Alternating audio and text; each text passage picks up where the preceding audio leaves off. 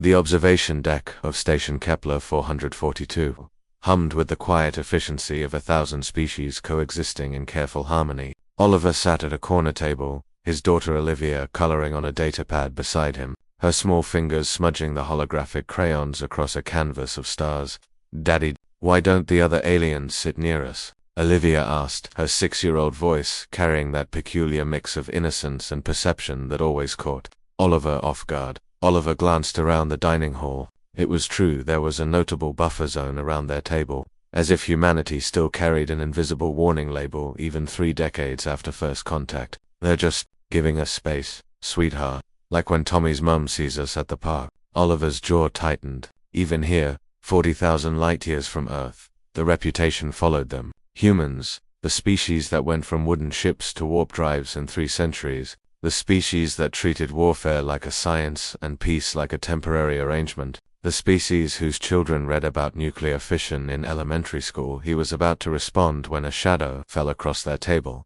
Oliver looked up and up, and up. The creature before him stood nearly 8 feet tall, her scales shimmering between deep emerald and midnight blue depending on the station's lighting. Wings folded carefully against her back, still managed to brush nearby tables. Her eyes were golden, slip-pupiled, and currently filled with something Oliver recognized instantly: desperation. A smaller version of her, perhaps 3 feet tall, clung to her leg. "Whimpering human," the Dragon Mother said, her voice a harmonic rumble that made the air vibrate. "I am Jathara of the Draconid Confederation. I have a request that shames me to make."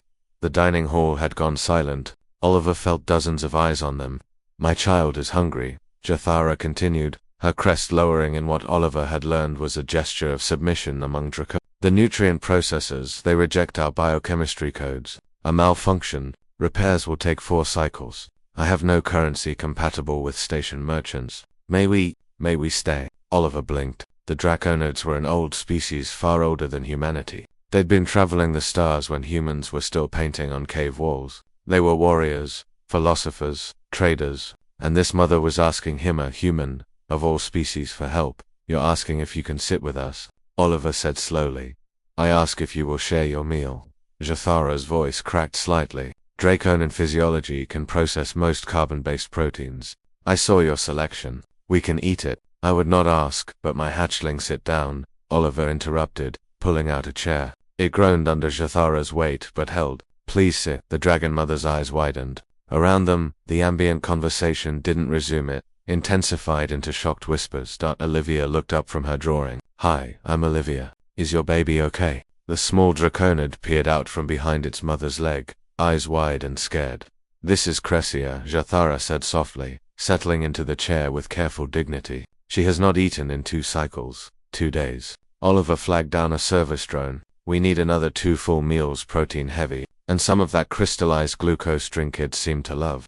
"I cannot pay," Jathara began. "Didn't ask you to," Oliver said. He pushed his plate toward her. "Here, start with this. Olivia and I can share hers until the new orders arrive." Jathara stared at the plate as if it were a complex puzzle. "Why?" "Because she's hungry," Oliver said simply. "And you asked." "But humans. Jathara's voice trailed off. "Yeah, I know what they say about us," Oliver said, cutting a piece of synthesized steak and offering it to little Cressia, who sniffed it cautiously before taking a careful bite. Her eyes lit up, and she made a small chirping sound. "That we're violent, unpredictable, dangerous." "Yes," Jathara admitted. Oliver smiled sadly. "You know what else humans are? We've spent 10,000 years figuring out how to feed ourselves on a death world where everything tried to kill us. We got really good at making sure our kids don't go hungry. So good that we can't stand watching anyone's kids go hungry." The food arrived. Oliver distributed it between both mothers and children, keeping barely anything for himself. "On Earth," he continued, "we have a saying, it takes a village to raise a child. Doesn't matter whose child. Doesn't matter whose village." Olivia nodded seriously, pushing her dessert toward Cressia. "My teacher says humans are pack animals. That means we take care of each other, even other species." Jathara asked, watching her daughter eat with an expression of profound relief. "Especially other species," Oliver said. "We know what you all think, that we're primitive warmongers who stumbled into space too early. Maybe that's partly true, but you know what else is true? Every human colony, no matter how small, has an orphanage that accepts any species. Every human ship carries emergency supplies rated for 20 different bio. We've started 17 interstellar aid organizations in 30 years.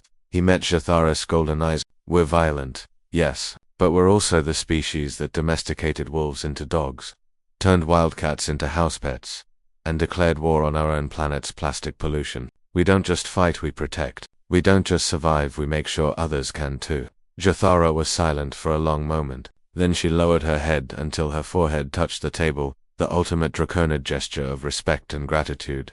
I have lived 4 of your centuries, she said quietly. I have traveled to 100 worlds, and never has a stranger shown my hatchling such kindness.